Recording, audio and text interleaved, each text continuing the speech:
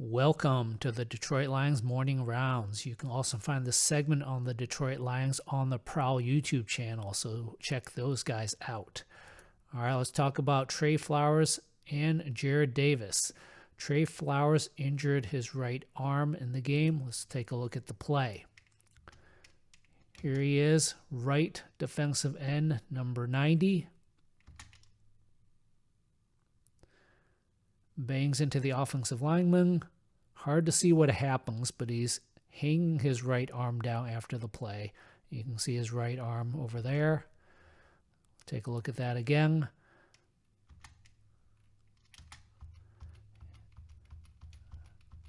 Really impossible to see what's going on in there.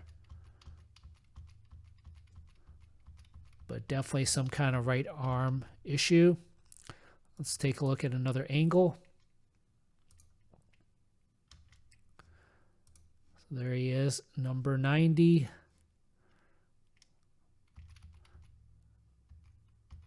Puts his right shoulder, arm, and elbow into the offensive lineman. Possibly his elbow gets caught there, right there. Maybe his wrist, hard to say.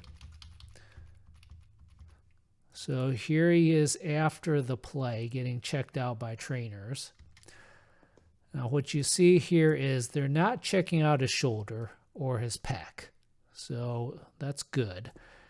They're checking out his lower arm, possibly around the wrist or elbow area. Now he had a listed wrist injury going into the Falcons game 2 weeks ago.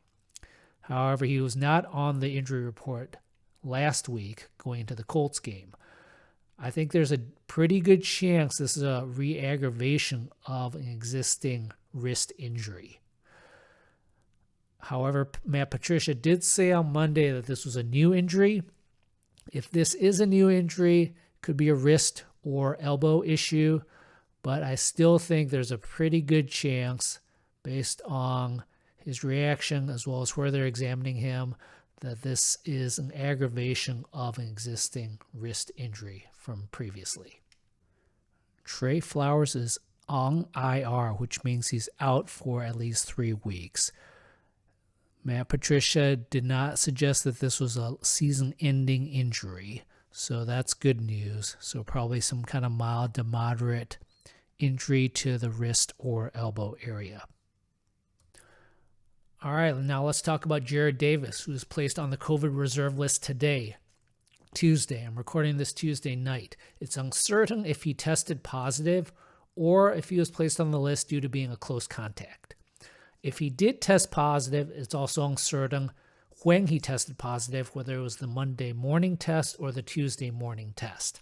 Now, the first thing the NFL does with any positive test is to try to deem it a false positive. They rerun the original test sample as well as do a POC, which is the rapid test. If both of those are negative, then they may go ahead and deem it a false positive. So what is the procedure here at this point for Jarrad Davis? If he's symptomatic, he's out for 10 days minimum. He can't come back until he has negative tests and is asymptomatic. Now, if he tested positive and is asymptomatic, he could actually be back within 2 or 3 days if 2 negative PCR tests return 24 hours apart.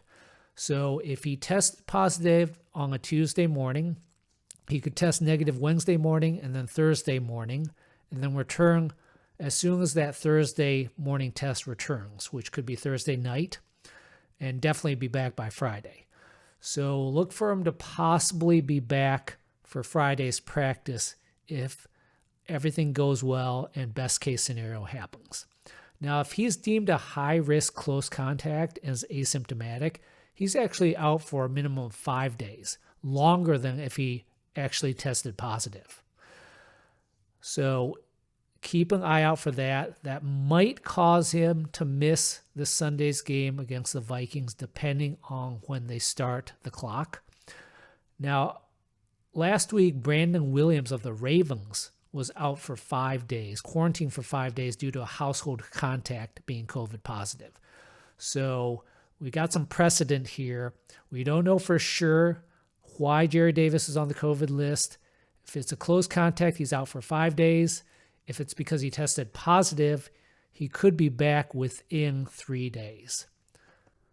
The silver lining of Jarrad Davis testing positive is he gets a 90-day exemption from further COVID tests. So if he did test positive, he won't have to get tested for the rest of the regular season, and maybe not until the Lions go to the Super Bowl.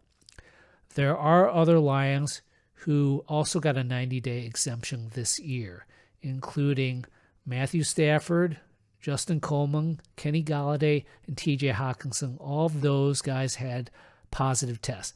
Now, I know some people think that Stafford's test was a false positive. However, Dr. Sills, the NFL chief medical officer, labeled it a unconfirmed positive, which is not the same as a false positive. It's more consistent with an isolated true positive. So most likely he did get a 90-day exemption as well.